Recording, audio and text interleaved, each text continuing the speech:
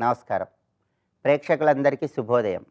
ఈనాటి శుభయోగం శీర్షికన మంగళవారం సందర్భంగా కుజదోష తీవ్రతను తగ్గింపజేసుకోవటానికి తులసి కోట దగ్గర ఎలాంటి విధి విధానాలు పాటించాలో, అలాగే పరమేశ్వరుడికి సంబంధించిన ఎలాంటి పరిహారం పాటిస్తే కుజదోష తీవ్రతను తగ్గింపజేసుకోవచ్చో పరిశీలిద్దాం. జ్యోతిష శాస్త్రపరంగా జాతక చక్రంలో కొన్ని ప్రత్యేకమైన స్థానాల్లో కుజుడు ఉన్నట్లయితే దాన్ని కుజదోషం అనే పేరుతో పిలుస్తారు. జన్మ లగ్నం నుంచి జాతక చక్రంలో 2, 4, 7, 8, 12 స్థానాల్లో కుజుడు ఉన్నట్లయితే దాన్ని కుజదోషం అంటారు. అయితే కొన్ని నక్షత్రాలకి, కొన్ని రాశులకి కుజదోషం వర్తించదు. సింహరాశిలో జన్మించిన వారికి, కర్కాటక రాశిలో జన్మించిన వాళ్ళకి కుజదోషం ఉన్నప్పటికీ అది పరిహారం అయిపోయినట్లుగా తీసుకోవాలని జ్యోతిష శాస్త్రపరంగా చెప్పడం జరిగింది.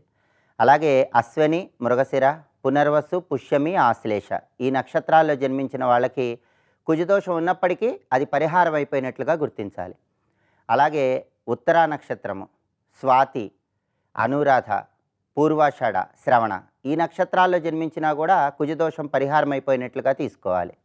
అలాగే ఉత్తరాభాద్ర, రేవతి నక్షత్రాల్లో జన్మించిన వాళ్ళకు కూడా కుజదోషం పరిహారం అయిపోయినట్లుగా తీసుకోవాలి. ఈ నక్షత్రాలలో, ఈ రాసుల్లో జన్మించిన వాళ్ళకి కుజదోషం ఉన్నప్పటికీ దాని తీవ్రత తొలగింపజేసుకున్నట్లే అవుతుందని జ్యోతిష శాస్త్రపరంగా చెప్పడం జరిగింది. అయితే కుజదోషం జాతక చక్రంలో ప్రత్యేకమైన స్థానాల్లో కుజుడు ఉండటం వల్ల ఏర్పడినప్పుడు వివాహపరమైన సమస్యలు, దాంపత్యపరమైన సమస్యలు ఎదురవుతూ ఉంటాయి.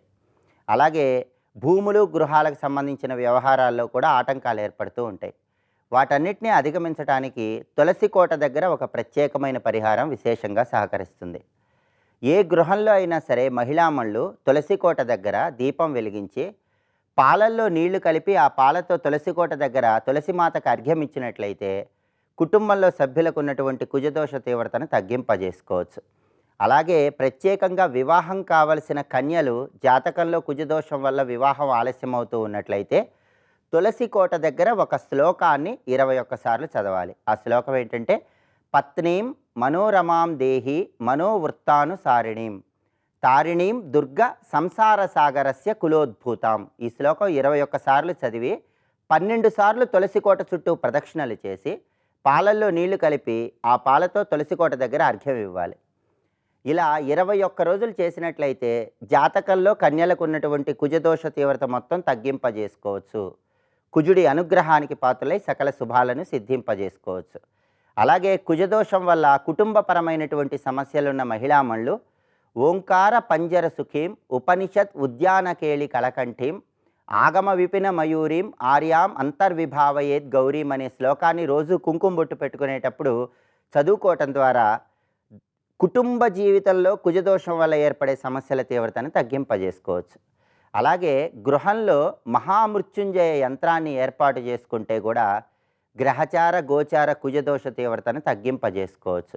మహామృత్యుంజయ యంత్రాన్ని గృహంలో శివలింగం దగ్గర ఉంచి అభిషేకం చేయించుకొని ప్రతిరోజు కూడా వెండి ప్రమిదలో ఆవు నెయ్యి పోసి దీపాన్ని వెలిగించటం, మహామృత్యుంజయ యంత్రాన్ని గృహంలో ప్రతిష్ఠించుకొని ఓం త్ర్యంబకం యజామహే సుగంధిం పుష్టివర్ధనం ఉర్వారుకమివ బంధనాత్ మృత్యోర్ముక్షీయమామృతాత్ అనేటటువంటి మృత్యుంజయ మంత్రాన్ని రోజు చదువుకోవటం ద్వారా కూడా కుజదోష తీవ్రతను తగ్గింపజేసుకోవచ్చు.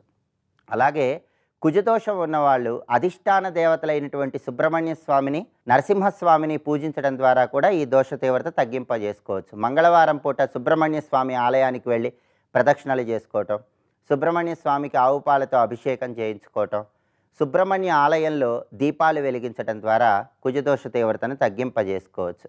అలాగే బ్రహ్మవైవర్త పురాణం ప్రకారం కుజుడికి అధిష్టాన దేవుడు నరసింహస్వామి కాబట్టి నరసింహస్వామి ఆలయ దర్శనం, అలాగే నరసింహస్వామి ఆలయ ప్రాంగణంలో కూర్చొని ఉగ్రం వీరం మహావిష్ణుం జ్వలంతం సర్వతోముఖం నృసింహం భీషణం భద్రం మృత్యుం నమామ్యహం అనేటటువంటి శ్లోకాన్ని చదువుకోవడం ద్వారా కూడా కుజదోష తీవ్రతను తగ్గింపజేసుకోవచ్చు. ఈ విధి విధానాలు పాటించండి. కుజదోషం వల్ల ఏర్పడే వ్యతిరేక ఫలితాలను తొలగింపజేసుకోండి. రేపటి శుభయోగం శీర్షికన స్నానం ఆచరించేటప్పుడు ఎలాంటి ముఖ్యమైన నియమాలు పాటించాలో, అభ్యంగన స్నానం చేసేటప్పుడు ఎలాంటి విధి విధానాలు పాటిస్తే సకల శుభాలు కలుగుతాయో పరిశీలిద్దాం. నమస్కారం.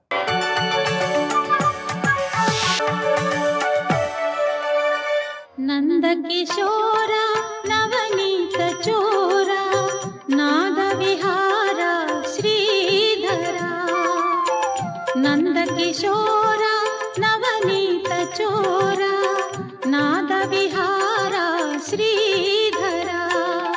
మనస్సు బుద్ధి వరకు వచ్చి ప్రతివారాగుతున్నారు కదా. ఇప్పుడు మనస్సు బుద్ధి దేని కిందకు వస్తాయి? క్షేత్రజ్ఞుడి కిందకు వస్తాయా, క్షేత్రం కిందకు వస్తాయా? మనోబుద్ధులు కూడా ఇంద్రియములే. మొత్తం 11 కరణములు క్షేత్రంలోకి వచ్చేస్తాయన్నాడు. క్షేత్రం అనగా జడం, జడంలోకి వెళ్ళిపోయి మనస్సు బుద్ధి కూడా. మరి జీవుడెవడు? మరి క్షేత్రజ్ఞుడు అంటే చెప్పుకున్నాం కదా, కేవల చైతన్య స్వరూపుడు క్షేత్రజ్ఞుడు అని. సర్వక్షేత్రములు ఎందుకు ప్రకాశిస్తున్నాడు? ఒక్కడే. ఒక్కడుగా సర్వక్షేత్రాలని ప్రకాశింపజేస్తున్నవాడు ఎవడున్నాడో వాడు నుంచి చైతన్యం పొందినది బుద్ధి, అంతఃకరణము అన్నాడు ఇక్కడ. బుద్ధి పరమాత్మకి సమీపవర్తిట. అందుకే ఆయన యొక్క ప్రభావం దీని మీద పడుతుంది ఎక్కువగా, అంతఃకరణమునందు. అద్దమునందు సూర్యుని యొక్క కాంతి ప్రతిఫలిస్తుంది, గోడ మీద రాతి మీద కాదు. మిగిలిన స్థూలమైనటువంటి ఇంద్రియాలు, పంచభూతాలు రాయి వంటివి, అవి కాంతిని బుద్ధి నుంచి పొందుతున్నాయి. కానీ బుద్ధి యందు కాంతిని ప్రసరింపజేస్తున్నది ఎవరు? క్షేత్రజ్ఞుడు. కానీ క్షేత్రజ్ఞుని యొక్క చైతన్యాన్ని పొందినటువంటి బుద్ధి ఏదిందో ఆ బుద్ధిగత చైతన్యాన్ని జీవుడు అంటారు. జీవుడనే శబ్దానికి ఇది నిర్వచనం. కానీ అంతఃకరణం అంతా కూడా ఈశ్వర చైతన్యంతో నిండిపోయింది. ఆ ఈశ్వరుడు లేకపోతే జడమండి. ఇక్కడ ఈశ్వర చైతన్యం వల్లను అంతఃకరణం పనిచేయడం మొదలెట్టింది. అంటే బుద్ధి, మనస్సు, బుద్ధికున్న వికారాలు, మనస్సుకున్న వికారాలన్నీ దేని వల్ల పనిచేస్తున్నాయి? క్షేత్రజ్ఞుడి వల్ల పనిచేస్తున్నాయి. ఆ పని చేయడంతో బుద్ధి యాక్టివేట్ అయ్యి తనకున్న వికారాలన్నీ క్షేత్రజ్ఞుడివే అనుకుంటుంది, చైతన్యానివే అనుకుంటుంది. అంతేకాదు, ఆ బుద్ధి పరమాత్మ వైపు తిరగకుండా ఇంద్రియాల వైపు తిరుగుతుంది, ప్రకృతి వైపు తిరుగుతుంది. కనుక బుద్ధిగత చైతన్యం దేనితో ఇప్పుడు కలిసింది? మామూలుగా ప్రకృతితోనే మాట్లాడుతుంది. ఎప్పుడు మాట్లాడిన బుద్ధి ఇంద్రియాలతో సంబంధించిన విషయాలు మాట్లాడుతుంది. ఇంద్రియాల నుంచి ప్రపంచాన్ని పట్టుకున్న విషయాల గురించే మాట్లాడుతుంది. ఇంద్రియములు, ఇంద్రియార్థములు, ఈ రెండిటితో మాత్రమే బుద్ధి అనుబంధం పెట్టుకున్నది. కనుక వీటి వల్ల కలిగేవి 2 భావాలు. ఇంద్రియార్థములతో ఇంద్రియం అనుబంధం పెట్టుకుంటే 2 రకాల భావాలు కలుగుతుంటాయి ఎప్పుడు కూడా. ఇష్టమైన వాటి యందు ఇచ్ఛ లేదా రాగము, ఇష్టం లేని వాటి యందు ద్వేషము. అంతేకాదు, ఇష్టమైనవి సంప్రాప్తించినప్పుడు సుఖము, సంప్రాప్తించనప్పుడు దుఃఖము. అలాగే ఇష్టం లేని వచ్చిన దుఃఖమే. ఈ సుఖ దుఃఖాలు అనేటటువంటి నిజానికి ప్రకృతి నుంచి పొందుతున్నది ఎవరు? ఇప్పుడు అనుభవిస్తున్నది ఎవరు? సుఖ దుఃఖాలు అనుభవిస్తున్నది ఎవరు? ఇప్పుడు జీవుడంటే అర్థమైంది కదా చాలామందికి. అంతఃకరణంలో ఉపహితమైనటువంటి చైతన్యాన్ని జీవుడు అంటారు. వాడిని పురుషుడు అని చెప్పాలి. ఇక్కడ నుంచి భగవానుడు అది చెప్పబోతున్నాడు. పురుషుడు అనే శబ్దం జీవుడు గురించి విచారణ మొదలుపెట్టాడు. మరి క్షేత్రజ్ఞ విభాగ యోగం అన్నప్పుడు క్షేత్రజ్ఞ జీవ విభాగ యోగం అనొచ్చుగా. మరి ఎందుకు అలా చెప్పలేదు అంటే, ఉపాధి తాదాత్మ్యంతో కలిపి నువ్వు జీవుడు అంటున్నావు. ఉపాధి తాదాత్మ్యం లేకుండా అతడికి మూల చైతన్యం ఎవడో తెలుసుకోగలిగితే అతడే క్షేత్రజ్ఞుడు అని. కనుక బుద్ధి క్షేత్రజ్ఞుడైన ఈశ్వరుని తెలుసుకోగలిగితే ఆ బుద్ధి యందు నిహితమైన ఏ చైతన్యం ఉందో అది క్షేత్రజ్ఞుడైన తెలుసుకుని అది నేనని గ్రహించగలదు, అహం బ్రహ్మాస్మితికి వెళ్ళగలదు. అలా కాకుండా అహం దేహోస్మి, దానికి ఉపన్యాసం అక్కర్లేదు, రోజు అనుకుంటున్నది అది ఇక్కడ. అందుకు భగవానుడు ఆ జీవ వివేకాన్ని మనకి ఇవ్వబోతున్నాడు. అయితే ఇది ఎవరికి తెలుస్తుంది అంటే, ఇది క్షేత్రం తథా జ్ఞానం జ్ఞేయంచ ఉక్తం సమాసత. నేను ఈ విధంగా నీకు క్షేత్రం, జ్ఞానం, జ్ఞేయం ఈ 3 సమాసత సమగ్రముగా చెప్పానన్నాడు. సమాసత అంటే సారాంశముగా అని అర్థం, సంపూర్ణముగా అని కూడా అర్థం. ఇక్కడ క్లుప్తంగా చెప్పానంటే అర్థం ఏది విడిచిపెట్టలేదని. అయ్యా అంత చక్కగా ఒక దగ్గరికి తీసుకొచ్చి నీకు చెప్పాను, అది సమాసత. దేని గురించి చెప్పాడు? ఇదం ఇది క్షేత్రం తథా జ్ఞానం జ్ఞేయంచ. క్షేత్రం అంటే ఏం చెప్పాడు? ఆ 30 లక్షణాలు కూడిన జ్ఞానం అంటే ఏం చెప్పాడు? ఆ జ్ఞానం ద్వారా తెలుసుకోవాల్సిన క్షేత్రజ్ఞుడు ఎవరో చెప్పాడు కదా, అది జ్ఞేయం. ఈ 3 చెప్పాను అన్నాడు. అంటే ఈ చెప్పడమే కాకుండా కింద విషయ సూచిక కూడా బాగా ఇచ్చారండి. దీన్ని బట్టి నీకు విషయం విభాగంగా ఉంటే అర్థమవుతుంది. అలా విభాగం చేసి పెట్టేశాడు. అయితే ఇది మద్భక్త ఏతద్విజ్ఞాయ మద్భావాయ ఉపపద్యతే. ఈ చెప్పినది స్పష్టంగా ఎవడికి తెలుస్తుందంటే, నా భక్తుడైన వాడికి మాత్రమే తెలుస్తుంది. ఇది తెలుసుకోండి. అది కేవలం భక్తుడైన వాడే. భక్తుడే అంటే భగవంతుడే పరమగతి అని భావించేవాడు భక్తుడు. ఒకటే మాట, భగవంతుడే పరమగతి అని భావించాలి. పరమగతి అంటే ఉన్నదాయనే కానీ తెలుసుకోలేకపోతున్నాను, అది నా అజ్ఞానం. పొందవలసింది ఆయన్నే, పొందవలసినది ఆయననే. కనుక భగవంతుడినే పొందాలని, ఆ భగవంతుడు అనే దానికి మీరు పరమాత్మని పేరు పెట్టుకోండి, పరమేశ్వరుడిని పేరు పెట్టుకోండి, బ్రహ్మమని పేరు పెట్టుకోండి. బ్రహ్మముని, పరమాత్మని మాత్రమే పొందాలి అనుకుంటూ బుద్ధి ఆయన వైపే ఎవడు తిప్పుతూ ఆయన తప్ప మరొకటి లేదనేటువంటి అనన్యాశ్రయ స్థితిలో ఉంటాడు వాడు భక్తుడు. అటువంటి భక్తుడు దీన్ని తెలుసుకున్నాక మద్భావాయ ఉపపద్యతే, నా భావమును పొందుతున్నాడు అన్నారు. మద్భావాయ అనే మాటకి నా భావము కొరకై అని అర్థం. మద్భావాయ నా భావం అంటే మద్భావము అనే మాటకి ఇక్కడ పరమాత్మ భావమే, పరమాత్మ భావమునకై అతను పొందుతున్నాడు. ఎవరికైతే నా భక్తుడు ఉంటాడో వాడు మద్భావ అవుతాడు. అంటే నన్ను పొందాలనుకుంటున్నటువంటి నా భక్తుడు ఇది తెలుసుకొని నన్ను పొందుతున్నాడు. ఇది దీని యొక్క అర్థం. అని భక్తుడైన వాడు ఈ క్షేత్రజ్ఞ విభాగం రెండిటి మధ్యలో ఉన్న జ్ఞానం సంపూర్ణంగా తెలుసుకున్నట్లయితే అటువంటి భక్తుడు మద్భావం పొందుతున్నాడు. మద్భావం అంటే బ్రహ్మభావం, పరమాత్మని పొందుతున్నాడు అని అర్థం. అయితే ఇప్పుడు ఒకటి మనకు అర్థమైంది ఏంటంటే భక్తుడు అనే విషయం మనకు అర్థమైంది కనుక భక్తుడు అంటే ఏమిటో ఇక్కడ చక్కగా చెప్తున్నారు భగవత్పాదుల వారు. ఆయన మాటలో చూడాలి. మద్భావ అంటే అర్థమైపోయింది కదా, పరమాత్మ భావము. ఇప్పుడు మద్భక్తుడు అన్నాడు కదా, భక్తుడికి మనం ఏదో అర్థం చెప్పుకున్నాం కానీ భగవత్పాదుల వారు ఈ సందర్భంలో భక్తుడికి ఏమిటో అర్థం చెప్తున్నారు. మయి సర్వేశ్వరే పరమ గురౌ వాసుదేవే సమర్పిత సర్వాత్మ భావ. ఎంత అద్భుతమైన మాట చెప్పాడు ఇక్కడ. భక్తుడంటే వీడండి, వాసుదేవుని యందు సర్వాత్మ భావము సమర్పించినవాడు. సర్వాత్మ భావం అంటే నేను నాది అనే సమస్త భావము పరమాత్మకు అర్పించినవాడు భక్తుడండి. ఇప్పుడు భక్త శబ్దం వాడడానికైనా తగుని వారమా అని ఒక ప్రశ్న వేసుకోవాలి ఇక్కడ. అది రావడం సామాన్యమా అండి? ఇలాగని ఏదో కోరికల కోసం భగవంతుడిని ఆశ్రయించారు నిరుత్సాహపరచనక్కర్లేదు. వాళ్ళు దానికోసమైనా భగవంతుడిని ఆశ్రయించారు కనుక దేనికి ఆశ్రయించారో అది గొప్పది కాకపోవచ్చు, కానీ దేనిని ఆశ్రయించారో అది గొప్పది కనుక వారిని కూడా మనం అభినందించాల్సిందే. కానీ ఇక్కడ వాడు ఆశ్రయించిన వస్తువు గొప్పది. ఎప్పటికైనా క్రమంగా దాని ప్రభావం చేత వాడు అనుగ్రహం పొందుతాడు. కానీ నేరుగా బ్రహ్మజ్ఞానం భగవద్ అనుభూతి పొందగలిగే స్థితి ఎవరికి ఉంటుందంటే ఇలాంటి భక్తులకు ఉంటుంది. ఎలాంటి భక్తుడంటే వాసుదేవుని యందు సర్వాత్మ భావము సమర్పించినవాడు. అయితే వాసుదేవుడు అంటే ఎవరు? వసుదేవుడు కొడుకు అనే భావం, ఆ వసుదేవుడు కొడుకుగా వచ్చినవాడు ఆయనే. కానీ వాసుదేవ అంటే సచ్చిత్ స్వరూప అని అర్థం మనం చెప్పుకున్నాం. సత్తు వాసు, చిత్తు దేవ, అది వాసుదేవ. కానీ ఇంకో మాట అన్నాడు ఇక్కడ, సర్వేశ్వరే పరమగురవు వాసుదేవ. అంటే నువ్వు భగవంతుని ఎలా ఆశ్రయిస్తావు? నీవే తల్లివి తండ్రివి అన్నప్పుడు తల్లి తండ్రి ఎలా చూడాలో అలాగే చూస్తాడు. నీవే నా గురుడవు అన్నారనుకోండి, గురువు ఎలా చూడాలో అలా చూస్తాడు. గురువు జ్ఞానాన్ని ఇస్తాడు, గురువు తరింపజేస్తాడు. స్వస్తి.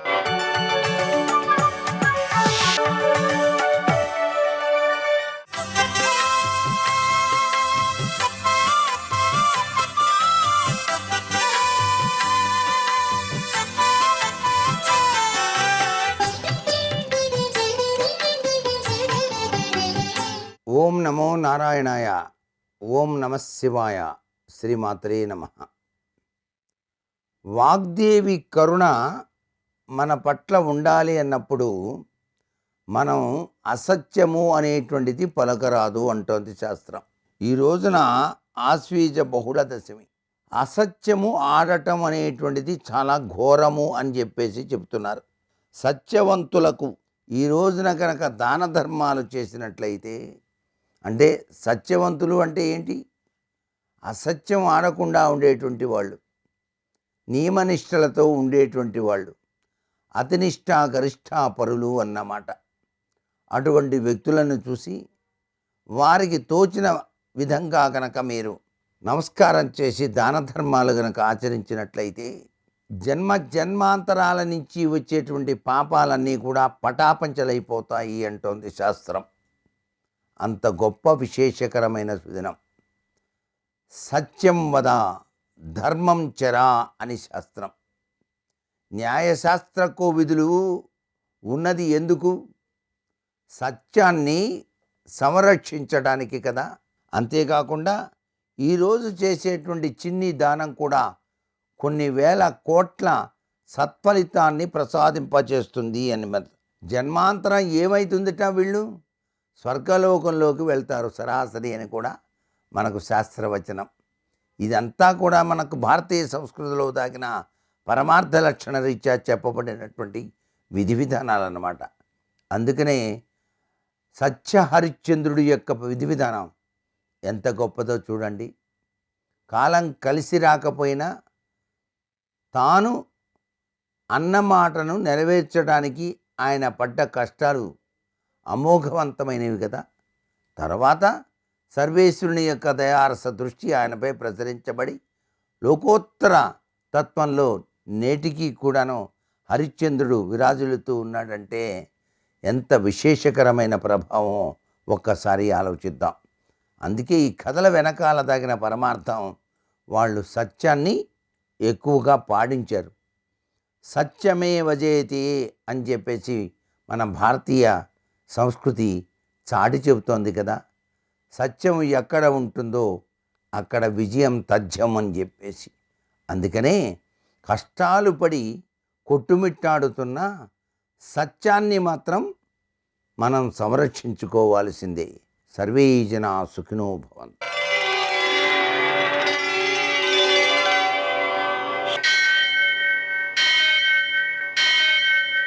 సహస్రశీరుషం దేవం విశ్వాక్షం విశ్వశంభువం విశ్వం నారాయణం దేవమక్షరం పరమం పదం విశ్వతః పరమాం నిత్యం విశ్వం నారాయణగుం హరిం విశ్వమేవేదం పురుషస్తద్విశ్వముపజీవతి పతిం విశ్వస్యాత్మేశ్వరగుం శాశ్వతగుం శివమచ్యుతం నారాయణం మహాజ్ఞేయం విశ్వాత్మానం పరాయణం.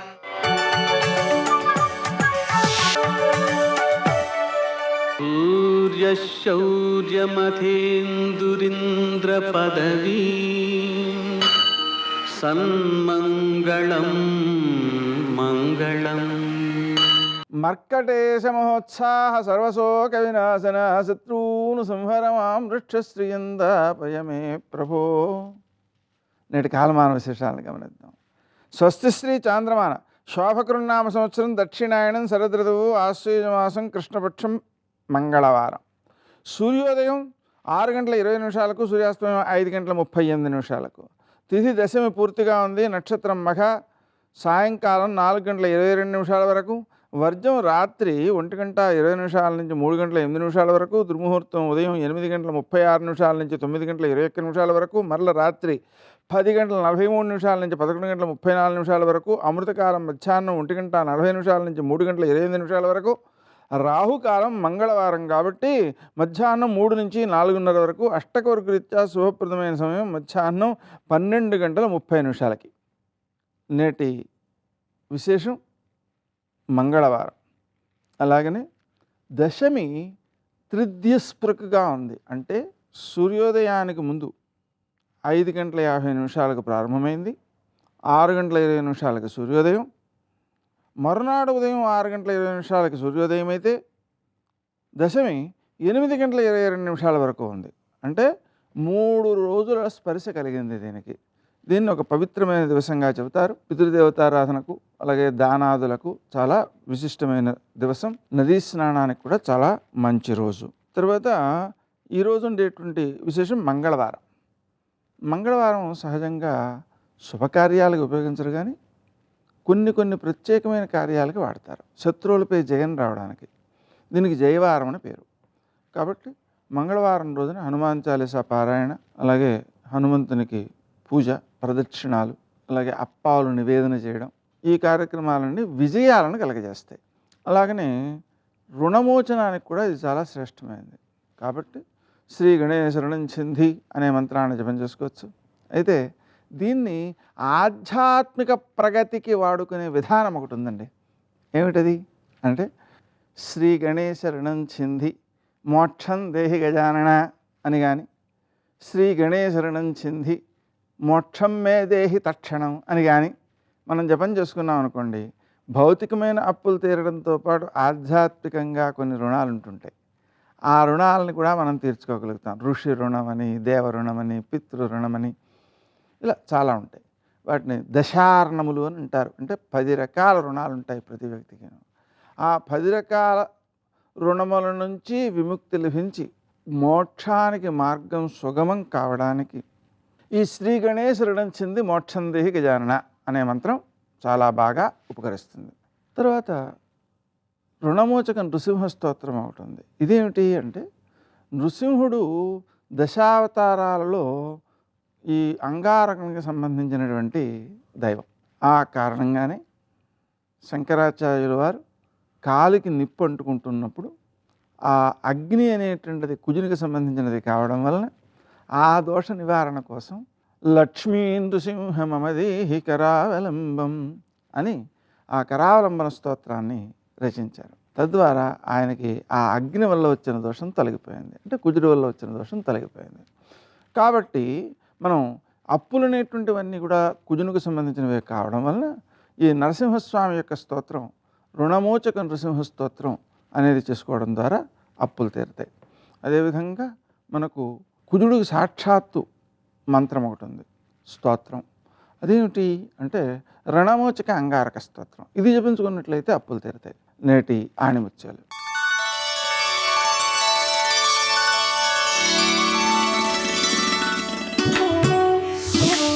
సానుకూలమైన ఆలోచనలు ఉన్నవాడికి ఆనందం నీడలా వెంటే ఉంటుంది.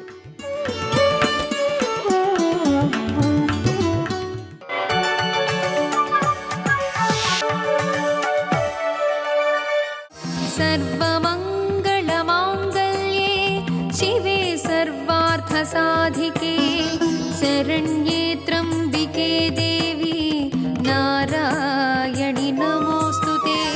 మనసులో నమస్కారం చేసుకుని పొలిమేర దాటుతున్నప్పుడు అమ్మ ఫలానా ఊరు ఎడుతున్నాను, తల్లి క్షేమంగా తీసుకురా అని చెప్పాలి. మళ్ళీ పొలిమేరకు వచ్చినప్పుడు చెప్పులిప్పి ఓ నమస్కారం చేయాలి. అమ్మ నీ అనుగ్రహంతో మళ్ళీ ఈ ఊరు వచ్చాను, నాకు నూకలు మిగల్చావు తల్లి, నీకు నమస్కారం. ఏడాదికోసారి అన్ని కుటుంబాలు కలిపి అమ్మవారికి నైవేద్యాలు పెట్టామని చెప్పి అమ్మవారికి నైవేద్యాలు పెడతారు. ఇంకో చోట పోలేరమ్మ. పోలేరమ్మ అంటే ఆ ఊరికి సరిహద్దు ఎక్కడ వరకు ఉంటుందో అక్కడ వరకు ఆవిడ రక్షణ శక్తిగా తిరుగుతూ ఉంటుంది. దుష్టశక్తుల్ని లోపలికి రానివ్వకుండా కాపాడుకుంటూ ఉంటుంది తన బిడ్డలందరినీ. అందుకని ఒక ఊళ్ళో ఆవిడ పేరు పోలేరమ్మ, ఒక ఊళ్ళో ఆవిడ పేరు తలుపులమ్మ. తలుపులమ్మ అంటే యోగక్షేమకారిణి అని గుర్తు. మా ఇంట్లో తలుపులు వేసేసి ఉన్నాయనుకోండి, మీరు లోపలికి వస్తారా నేను బయటికి వస్తానా? రెండూ లేవు. మీరు లోపలికి రావాలన్నా నేను బయటికి వెళ్ళాలన్నా తలుపులు తీయాలి. అంటే బయట ఉన్నది లోపలికి రావడం అంటే యోగం. ఏదో కొత్తది కలిసి వచ్చింది, ఇంట్లోకి వచ్చింది, అప్పటి వరకు నా దగ్గర లేదు, కానీ ఓ మంచి బంగారు నగ ఒకటి చేయించుకున్నాను, ఆ నగ మా ఇంట్లోకి తెచ్చుకున్నాను, కొత్తగా నాకు ఒక బంగారు గొలుసు ఉంది, యోగం కలిసి వచ్చింది. క్షేమం, ఇంట్లో ఏది ఉండకూడదో అది బయటికి వెళ్ళిపోవాలి, ఇంట్లో వాళ్ళందరూ సుఖంగా ఉండాలి. మంచి రావడానికి చెడు పోవడానికి ఎప్పుడు తలుపులు తెరవాలో ఎప్పుడు తలుపులు ముయ్యాలో అప్పుడు మూసి తెరిచి రక్షించే తల్లి ఎవరుందో ఆ తల్లి తలుపులమ్మ తల్లి. ఒక ఊళ్ళో పేరంటాలమ్మ. పేరంటాలమ్మ అంటే పేరంటం అంటే ఏమిటి? పేరంటం అంటే సువాసినులందరినీ పిలుస్తారు. సువాసిని అందరినీ పిలిచి కాస్త కాళ్ళకి పసుపు రాసి బొట్టు పెట్టి మెడకి కాస్త గంధం రాసి ఉంటే పువ్వులు దండిస్తారు, లేకపోతే వాళ్ళ వాళ్ళ ఐశ్వర్యాన్ని బట్టి సత్కరిస్తారు. ఇప్పుడు ఆవిడ సువాసిని. ఆ సువాసిని ఎవరు? అమ్మవారి స్వరూపమే. ఆవిడ పేరంటాలమ్మ అంటే ఆవిడ ఎప్పుడూ పసుపు కుంకాలతో ఉంటుంది. ఆవిడ పసుపు కుంకాలు చెదరవు. ఊళ్ళో వాళ్ళ పసుపు కుంకాలకి ఆవిడే రక్ష, ఆవిడే కాపాడుతుంది. కాబట్టి ఆవిడ పేరంటాలమ్మ అంటే నిత్యమంగళ స్వరూపిణి, సర్వమంగళాదేవత. అందుకని ఆవిడికి పేరంటాలమ్మ. అమ్మవారు ఎవరు? పేరంటాలమ్మ. పెద్ద పేరంటాలమ్మ ఆవిడ. ఆవిడనే ముందు పిలవాలి ఎవరింట్లో శుభకార్యమైనా. ఎవరింట్లో శుభకార్యం జరిగినా ఆవిడికే పట్టుకెళ్ళి పసుపు కుంకాలు ఇస్తారు ముందు. అందుకని ఆవిడ పేరంటాలమ్మ. ఇప్పుడు మీరు ఏ ఊళ్ళో ఎక్కడ ఉన్నటువంటి ఏ దేవతా స్వరూపాన్ని గ్రామ దేవతగా భావన చేసి ఆ పేర్ల ఉనక ఉండేటటువంటి మర్మాన్ని పరిశీలించినా ఆ తల్లి రక్షణకారిణి. ఆవిడ ఏం చేస్తుంటుంది అంటే ఎప్పుడూ రక్షణ చేస్తూ ఉంటుంది. అందుకే అమ్మవారి ఉపాసనకు ఉండేటటువంటి లక్షణమేమి అంటే రక్షణ పొందుట. అసలు ఏ పేరు పెట్టకుండా అమ్మవారిని అమ్మా అంటే చాలు, పలుకుతుంది. ఆవిడ అమ్మా అని పిలిస్తే చాలు పలుకుతుంది. అంత గొప్ప లక్షణమున్న తల్లి కాదు కాదు అసలు ఈ భూమి రూపంలో ఉండే భూమాత ఆవిడే. ఒక పరిధిలో దేశంగా ఉండే దేశమాత ఆవిడే. నన్ను కన్న తల్లిగా జనకమాత ఆవిడే. గోమాతగా ఆవిడే.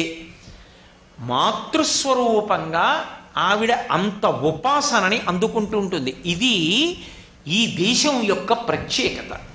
అసలు మొదటి నమస్కారం ఎవరికి అంటే అమ్మకే. అమ్మకి మొదటి నమస్కారం. అందుకే వేదం కూడా ఏం చెప్పిందంటే మాతృదేవోభవ, పితృదేవోభవ, ఆచార్య దేవోభవ, అతిథి దేవోభవ అని చెప్పింది. మొదటి నమస్కారం ఎవరికి అంటే అమ్మకే మొదటి నమస్కారం. ఎందుకంటే పరబ్రహ్మ లక్షణములన్నీ ఎవరి యందుంటాయి అంటే అమ్మయిందే అని నిర్ధారించింది. కారణం ఆమెయే సృష్టికర్త, ఆమెయే స్థితికర్త, ఆమెయే ప్రళయకర్త. బ్రహ్మ విష్ణు మహేశ్వరుడు ముగ్గురు కలిసిపోయిన సమాగమ స్వరూపానికే పరబ్రహ్మమని పిలుస్తారు. సర్వం శ్రీ ఉమామహేశ్వర పరబ్రహ్మార్పణమస్తు. స్వస్తి.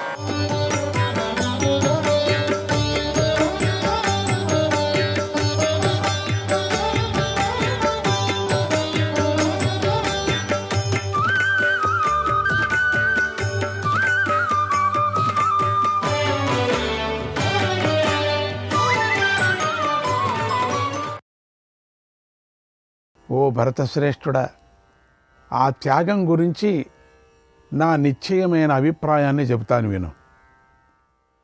ఓ పురుష వ్యాఘ్రమా, త్యాగం 3 విధాలని నిర్ణయించబడింది. అర్జునుడికి త్యాగం విషయంలోనూ సన్యాసం విషయంలోనూ సందేహాలు ఇంకా తొలగలేదు. భగవంతుడు వాటిని పరిహరించాలి. అంటే తన నిశ్చయం ఏదో చెప్పాలి. ఆ నిశ్చయం చెబితే కానీ అర్జునుడు దాన్ని అందుకొని ఆచరించలేడు. అందుకే భగవంతుడు అర్జున, వెనుక చెప్పిన త్యాగ సన్యాస వికల్ప విషయాల్లో నా నిశ్చయం చెబుతాను విను అన్నాడు. అర్జునుడు సన్యాసము మరియు త్యాగం గురించి తెలపమని అడిగాడు. కనుక భగవంతుడు రెండిటినీ విడివిడిగా చెప్పినట్టుగానే చెప్పి నీ స్థాయి వారికి అవి రెండు ఒకటే అని అర్థం వచ్చేలాగా సమాధానం చెప్పాడు. రెండు విడివిడిగా చెప్పాడు, కానీ ఆ రెండు ఒకటే అర్థం వచ్చేటట్టు చెప్పాడు. ఇక ఇప్పుడు ఈ 4వ శ్లోకంలో త్యాగము సన్యాసము అనే శబ్దాలకు అర్థం ఒకటే కదా అనే అభిప్రాయంతో భగవంతుడు త్యాగమనే అంటున్నాడు తప్ప సన్యాసం అనటం లేదు. తామసము మొదలైన 3 విధాలైన త్యాగము శాస్త్రాలలో చక్కగా చెప్పబడింది.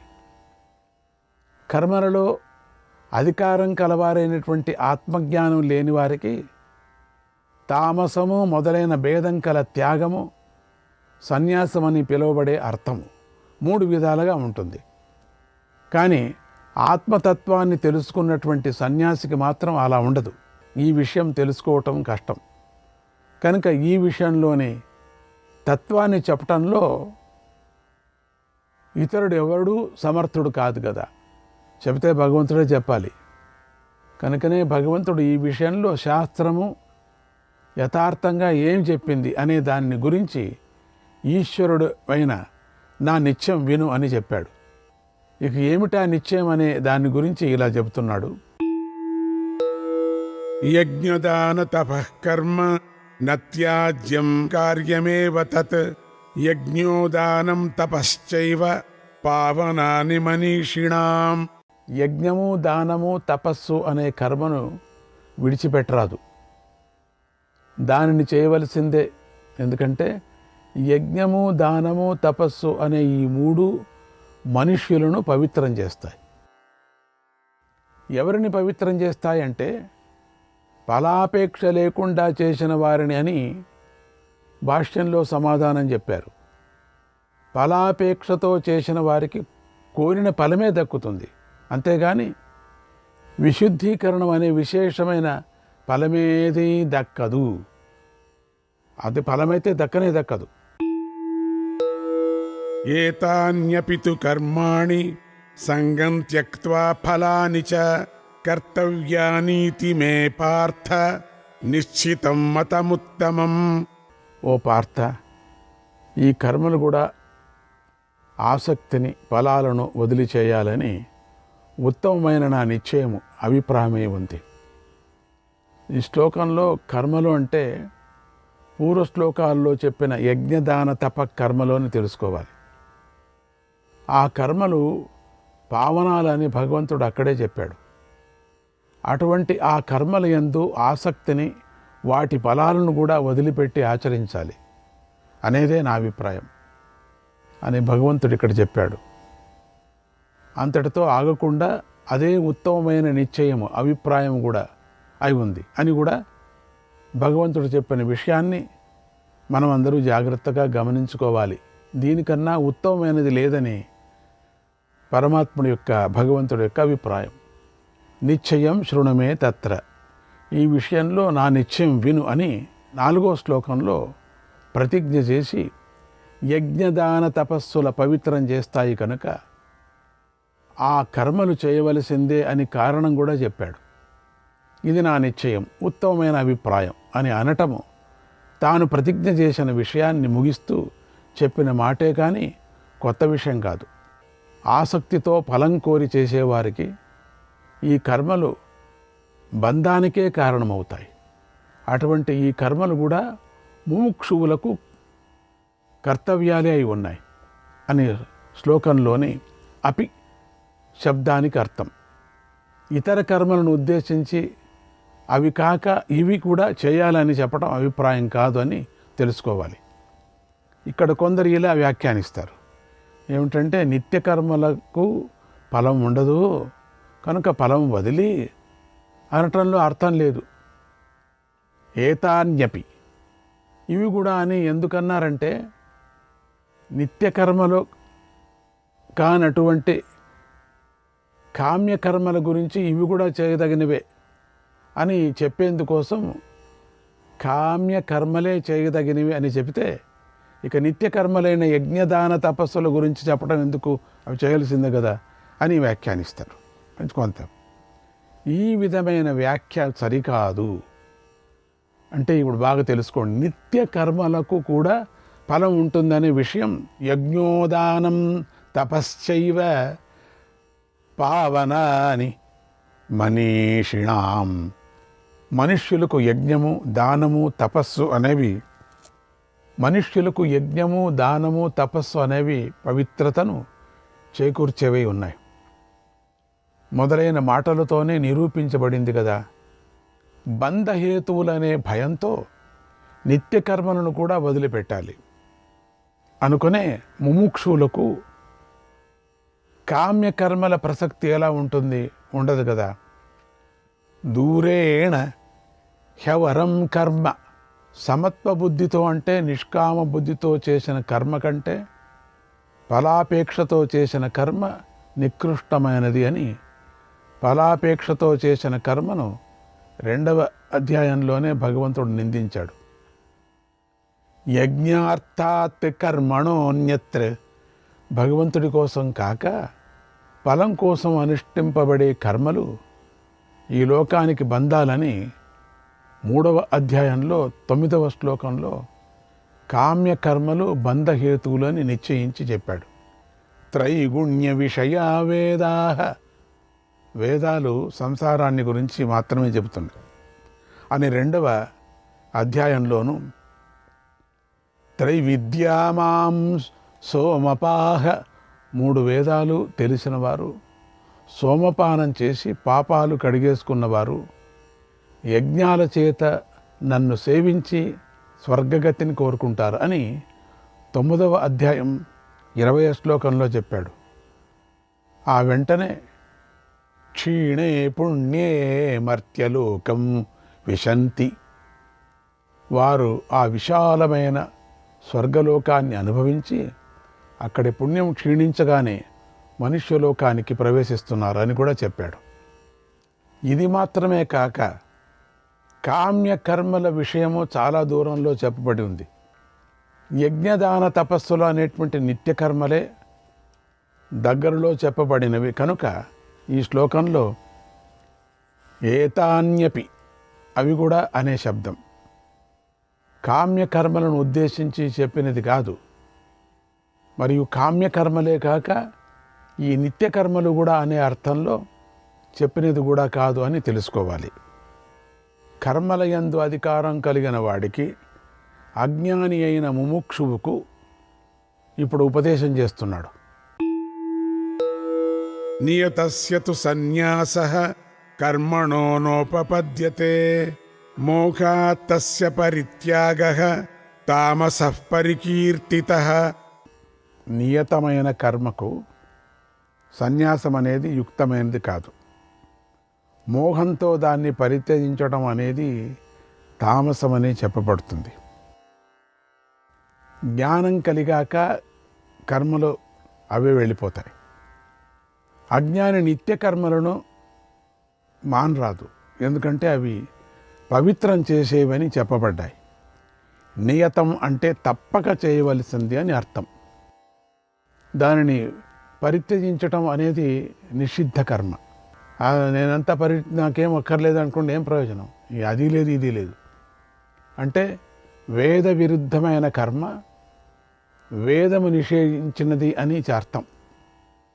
నియత కర్మను విడిచిపెట్టకూడదు కనుక మోహం చేత అజ్ఞానం చేత నియత కర్మలను చేయకపోవటం అనేది తామస త్యాగం అవుతుంది. మోహం అంటే తమస్సే కదా. దుఃఖమిత్యేవ యత్కర్మ కాయక్లేశభయాత్ త్యజేత్ సకృత్వా రాజసం త్యాగం నైవ త్యాగ ఫలం లభేత్. ఎవడు దుఃఖం అనే భావంతోనే కర్మను కాయక్లేశ భయంతో విడిచిపెడతాడో అతడు రాజస త్యాగాన్ని చేసిన వాడవుతాడు. అందువల్ల అతడు త్యాగ ఫలాన్ని పొందడు. ఈ కర్మ శరీరానికి కష్టం కలిగిస్తుందనే భయం చేత కర్మను మానటం రాజస త్యాగం. చాలామంది కర్మలలో శ్రమ ఉంటుంది కనుక మానేస్తారు. కానీ ఆ శ్రమతోనే చిత్తశుద్ధి కలుగుతుందని గమనించుకోలేకపోతారు. ప్రతిదానికి అడ్డదారి ఉందా అని వెతుకుతారు. యజ్ఞాదులు అడ్డదారిలో చేసేవి కావు కదా, విడిచిపెట్టవలసినవి అంతకన్నా కావు. ఒకవేళ అజ్ఞానంతో విడిచిపెడితే అది రాజస త్యాగం అవుతుంది. ఏదైతే ఏంటి త్యాగమే కదా అనుకోరాదు. ఎందుకంటే రాజస త్యాగం వల్ల జ్ఞానపూర్వకంగా సర్వకర్మ త్యాగం చేయగా దక్కే మోక్షము దక్కదు. రాజస త్యాగం చేసిన వారు ఇటు కర్మకు అటు జ్ఞానానికి పనికి రాకుండా పోతారు. ఇక తామస త్యాగాన్ని చేసిన వారి గురించి చెప్పేదేముంది? తామస రాజస త్యాగాల గురించి చిన్నాక అయితే మరి సాత్విక త్యాగం అంటే ఏది అనే ప్రశ్న కలుగుతుంది. దానికి భగవంతుడు ఇలా చెబుతున్నాడు. కార్యమిత్యేవ యత్కర్మ నియతం క్రియతేర్జున సంగం త్యక్త్వా ఫలం చైవ సత్యాగ సాత్వికో మతః. ఓ అర్జున, ఏ నిత్య కర్మ అయితే తప్పక చేయవలసిందే అనే నిశ్చయంతో సంఘాన్ని ఫలాన్ని కూడా వదిలివేయబడుతుందో అది సాత్విక త్యాగం అనబడుతుంది. సాత్విక త్యాగంలో ఉండే గొప్పతనం ఇదే. ఇది చేయబడుతూ కూడా త్యాగం అని పిలువబడుతుంది. నిత్యకర్మ తప్పక చేయవలసిందే అని నిశ్చయించుకొని ఉండాలి. ఆకాశం నెత్తి మీద పడ్డా కూడా నిత్యకర్మ మానని మహానుభావులు కూడా ఉన్నారు. జన సమ్మర్దం ఉండే చోట కూడా సంధ్యావందనము, పారాయణ, దైవ ప్రార్థన మొదలైనవి చేస్తూ ఉంటారు. అలా ఉండాలి. అప్పుడే ధర్మం నిలబడుతుంది. అటువంటి నిశ్చయంతో సంఘాన్ని ఫలాన్ని కూడా పరిత్యజించి చేయటం అనేది సాత్విక త్యాగం అనబడుతుంది. నిత్య కర్మలకు ఫలం ఉంటుందని భగవంతుడు చెప్పి ఉన్నాడు. లేదా వేదము నిత్యకర్మలకు ఫలం చెప్పకపోయినా అజ్ఞాని నిత్యకర్మానుష్ఠానం చేస్తే ఆత్మ సంస్కారం కానీ పాప పరిహారం కానీ ఫలంగా తనకు కలుగుతుంది అనుకుంటాడు కనుక ఆ విధమైన కల్పనను నివారించట కోసం భగవంతుడు ఫలం త్యక్త్వా, ఫలాన్ని విడిచిపెట్టి అన్నాడని తెలుసుకోవాలి. కనుక సంఘాన్ని ఫలాన్ని కూడా పరిత్యజించి అనటం సరైనదే. నిత్యకర్మలలో సంఘ ఫల పరిత్యాగము సాత్విక త్యాగం అనబడుతుంది. అయ్యా, ఇక్కడ ప్రస్తుత విషయము త్రివిధ కర్మ పరిత్యాగము సన్యాసము కదా. అందులో తామస రాజస కర్మ త్యాగాలు చెప్పి ఇక్కడ సంఘ ఫల త్యాగమని మూడవది చెప్పడం ఎలా కుదురుతుంది? ఇది ఎలా ఉంది అంటే, 3 బ్రాహ్మణులు వచ్చారు. అందులో 2 షడాంగవేత్తలు, 3వ వాడు క్షత్రియుడు అని చెప్పినట్టుంది అని ఆక్షేపిస్తే దానికి సమాధానం ఇలా ఉంది. ఇది దోషం కాదు. ఎందుకంటే త్యాగాన్ని సామాన్యంగా స్తుతించడమే ఇక్కడ ప్రస్తుత విషయం.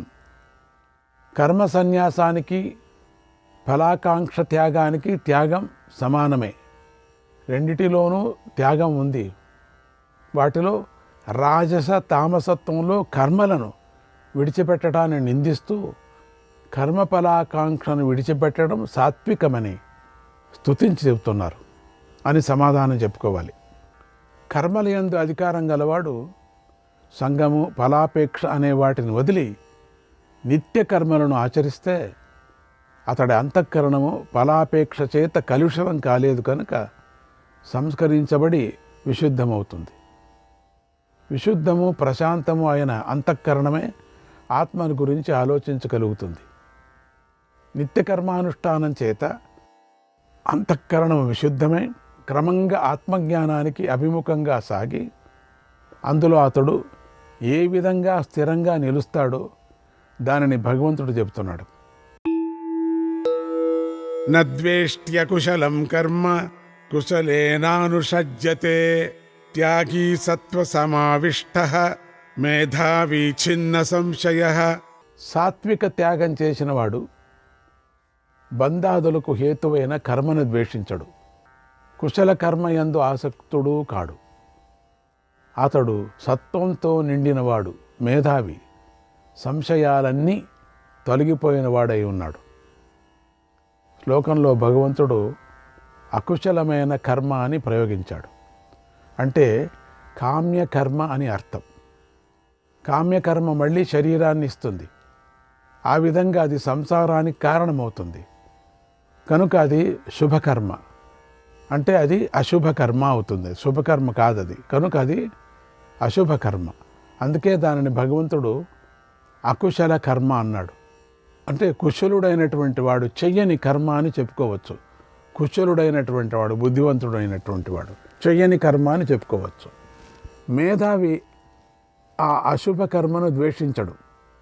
అలాగే కుశల కర్మ సత్వశుద్ధిని చేసి జ్ఞానోత్పత్తికి కారణమై ఆ జ్ఞానంలో నిష్ట కలిగించి మోక్ష కారణమవుతుందని దాని యందు ఆసక్తిని కూడా పెంచుకోడు. అతడు కర్మలలో నిరాసక్తుడై ఉంటాడు. అంటే అతడు నిత్య కర్మలలో కూడా ఏ ప్రయోజనమూ చూడడు. ఇక్కడ భగవంతుడు త్యాగిని గురించి చెప్తున్నాడు. త్యాగి అంటే సంఘాన్ని, ఫలాన్ని పరిత్యాగం చేసిన త్యాగ సంపన్నుడు. కర్మయందు సంఘాన్ని, వాటి ఫలాన్ని కూడా విడిచిపెట్టి నిత్య కర్మలను ఆచరించేవాడు. అతడు ఆత్మానాత్మ వివేకం యొక్క విజ్ఞానానికి హేతువైన సత్వంతో నిండినప్పుడు అకుశల కర్మను, అశుభ కర్మను ద్వేషించడు. పోనీ కుశల కర్మ ఎందంటే శుభకర్మలందు ఆసక్తిని కలిగి ఉంటాడా అంటే అది కూడా లేదు. అందుకే అతడు మేధావి, అంటే ఆత్మజ్ఞాన లక్షణమైన ప్రజ్ఞ గలవాడు అని అర్థం. మేధావి కనుకనే అతడికి సంశయాలన్నీ తొలగిపోయి ఉంటాయి. అందుకే అతడిని భగవంతుడు ఛిన్న సంశయ అన్నాడు. అవిద్య చేత కల్పించబడిన సంశయాలన్నీ తొలగి ఆత్మస్వరూపంలో నిలిచిపోవటమే పరమ మోక్ష సాధనము, మరొకటి కాదు అనేటువంటి ఆ నిశ్చయంతో అతడి సంశయాలన్నీ తొలగిపోయి ఉంటాయి. అధికారి అయినవాడు పైన చెప్పిన ప్రకారంగా కర్మయోగానుష్ఠానం చేత క్రమంగా ఆత్మ సంస్కారాన్ని పొంది జన్మ మొదలైన వికారాలు ఏవీ లేనివాడై నిష్క్రియమైన ఆత్మను తననుగా తెలిసి సర్వకర్మాణి మనస అసన్యస్య, సర్వకర్మలను మనసా సన్యసించి విడిచిపెట్టి నైవ కుర్వన్న కారయన్, ఏమీ చెయ్యక చేయించగా ఉంటాడు. నిష్కర్మత్వ స్థితికి లక్షణమైన జ్ఞాననిష్టను పొందుతాడు అని ఈ ప్రకారంగా పూర్వం చెప్పిన కర్మయోగం యొక్క ప్రయోజనం ఈ శ్లోకంలో చెప్పబడింది అని తెలుసుకోవాలి. ఇక దేహాత్మాభిమానంలో దేహాన్ని భరిస్తూ ఉన్నవాడు అజ్ఞాని. అతడు ఆత్మయే కర్త అనే అజ్ఞానం గలవాడు, నేను కర్తను అనే నిశ్చయ బుద్ధి గలవాడు. ఇటువంటి అధికారికి పూర్తిగా కర్మలను విడిచిపెట్టడం అనేది శక్యం కానే కాదు. కనుక కర్మ ఫలత్యాగం చేసి వేదం చెప్పిన కర్మలను అనుష్ఠించటానికే అతడికి అధికారం ఉంటుంది. శ్రీకృష్ణాయ పరమాత్మనే నమః.